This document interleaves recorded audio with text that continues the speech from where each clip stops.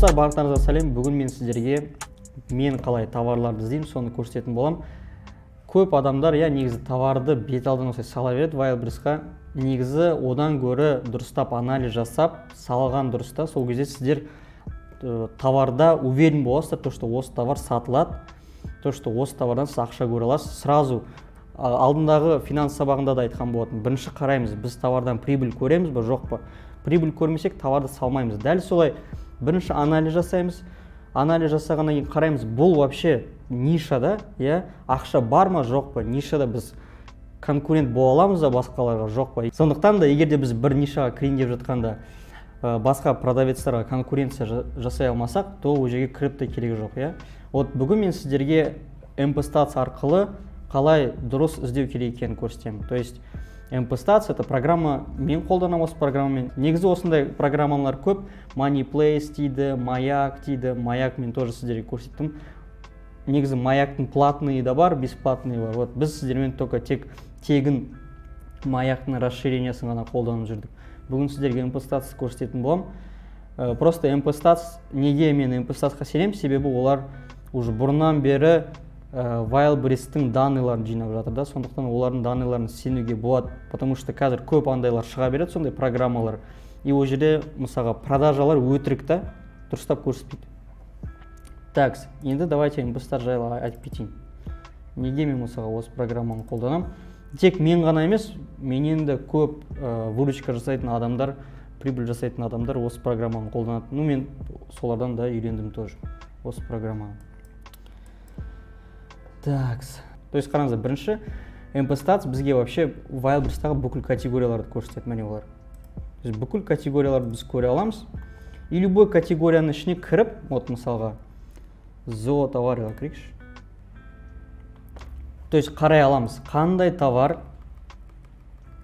қанша выручка жасайтын. То есть вот міне мынау товарды негізі сатса, то есть осындай товар сатсақ, Wildberries'та айына 5 миллион рубль жасауға болады. Вот айына 5 миллион рубль. Және де осы MP-Stats'та тағы да пайдалы қандай заттар бар, ол упущенная выручка. Содан кейін мысалға график остатков и және де график категории. Ну да, барлығын көрсетпеймін, тек кейбір заттарын ғана. Вот мысалға, мына жерде упущенная выручка мынау товардан 0 дейді. Ол не деген сөз? То есть мынау товарды поставщик жақсы поставлять етеді. То есть всегда поставщикта осы товар складта бар.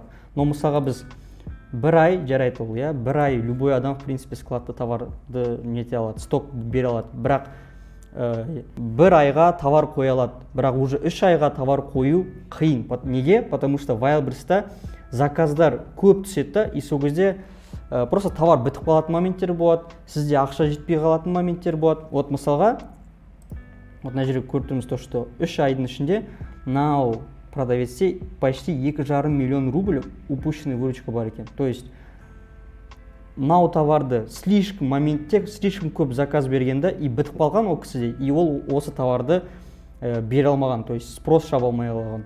То есть осындай заттарды біз көре алып, то есть біз байқаймыз, вот значит, осындай затқа спрос бар, осы 2,5 миллион рубльді біз могли заработать. То есть осындай товарды сатуға болатын еді бізге. Дальше, давайте категория қарайық. Категория мен қараймын, когда мен карточка толтырғанда, карточка товарын толтырғанда, вот мысалға, давайте енді бір ай дегенге қойық. Қараймда, кім көп категорияларға кірген? Вот 8 дейді, 7 дейді. 6, 8. Вот мынау товар мысалға, осы барлығын қарап шығам, 14 категорияға кірген.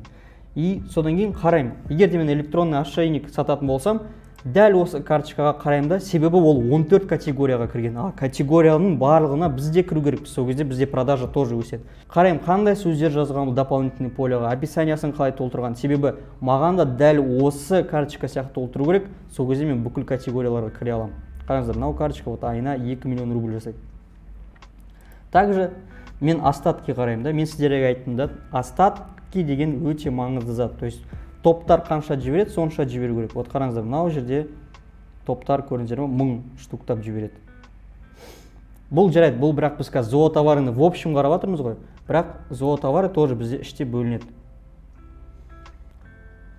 Мысалға, давайте негізі барлығына кіріп шығу керек, барлығын қарау керек, но біз қазір тек мысал ретінде біреуін көрсетеміз. Ну, давайте вот одежда. Бірақ негізі корм и лакомствода өте көп выручка. Бірақ одеждада тоже қазір көп выручка екен для собак. Под категория дик. Так, текущая категория. Для мелких и средних пород. То есть, қараңыздар, для мелких и средних пород ең көп выручка жасап жатыр. Киімдердің ішіне для собак. Қараймыз, тағы да ол ішінде бөліне ме, бөлінбей ме? Так, бөлінеді екен. Так, осының ішінде комбинезоны для собак қазір ең жақсы сатылып жатыр. Қараймыз комбинезоны.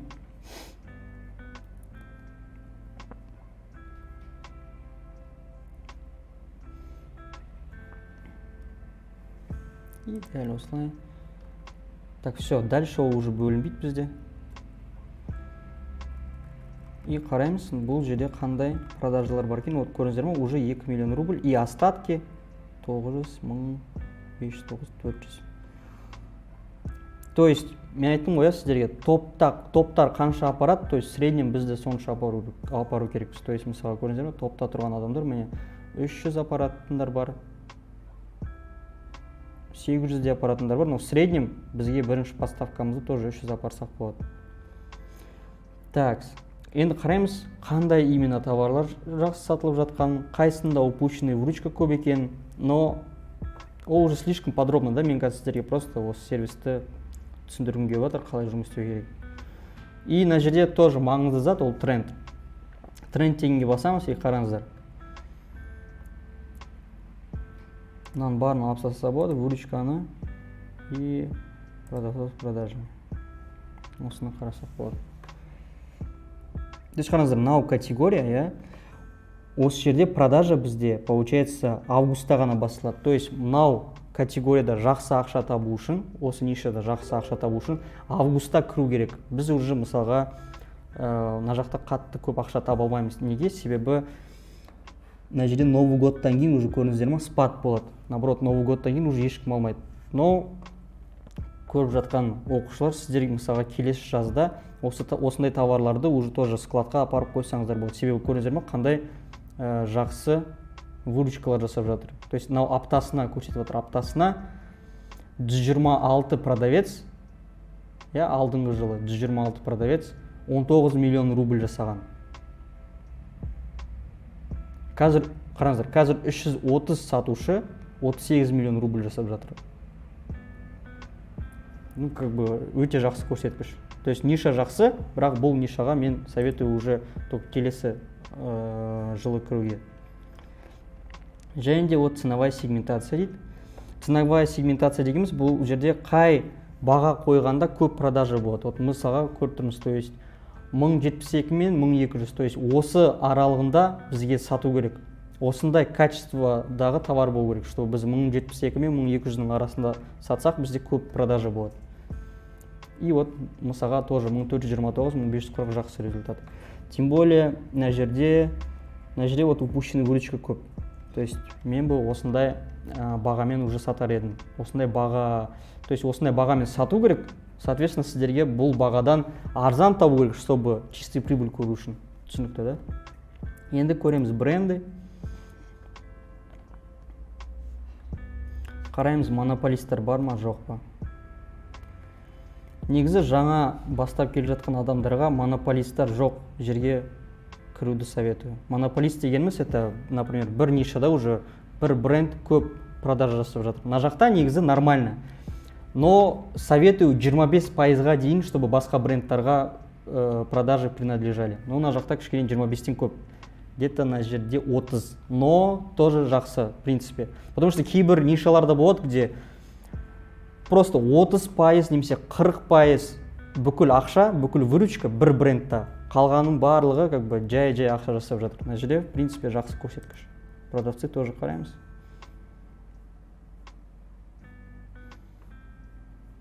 Да, вот көрдіңіздер ма? То есть мынау нишаға кіруге болады. Так, енді қараңыздаршы, негізі вот біз қалай анализ жасаймыз, соны мен сіздерге көрсеткім келеді. Чтобы түсінікті болу үшін. Қараңыздар. Анализ жасағанда всегда біз тек бір товарды емес, біз наоборот көп товарларды бір-бірлермен салыстыру керекпіз. Қарау керекпіз, қайсысын сатқанда көбірек ақша табамыз, қай жерде көбірек выручка бар, қай жерде упущенный выручка көбірек бар. Да, и соны жасау үшін вот менде осындай таблица бар. То есть мынау таблицада максимально барлығы түсінікті. То есть мына жерде үстінде уже критерийлар бар менде. Егер де ниша менде бүкіл критерийлармен келіп тұрса, значит ол жақсы ниша, значит ол нишаға кіру керек деген сөз. Вот қазір мен сіздерге көрсетем осы нені қалай қолдану керек екенін. Мына жерге период 3 ай деп басам.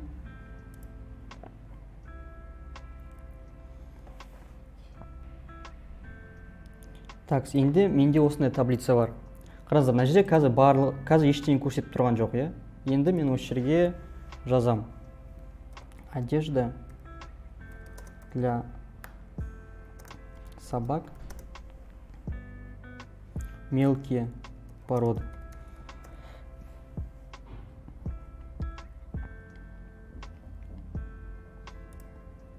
Товарды ашам.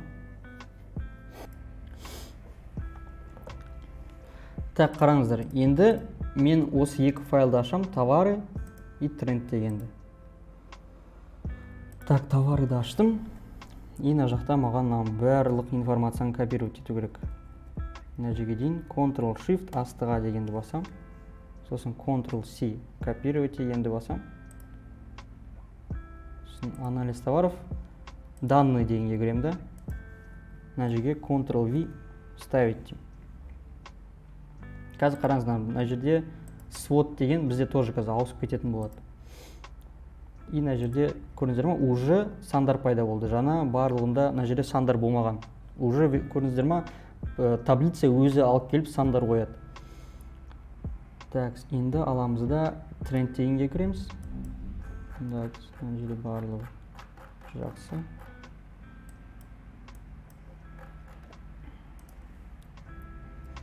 Ctrl-Shift астыға, Ctrl-C. И мына жерге динамика деген жерге Ctrl қоямыз. Енді свод дегенді былай обновить етеміз. Все, көрдіңіздер ма? Товарлар, то есть сандар тұрып қалды.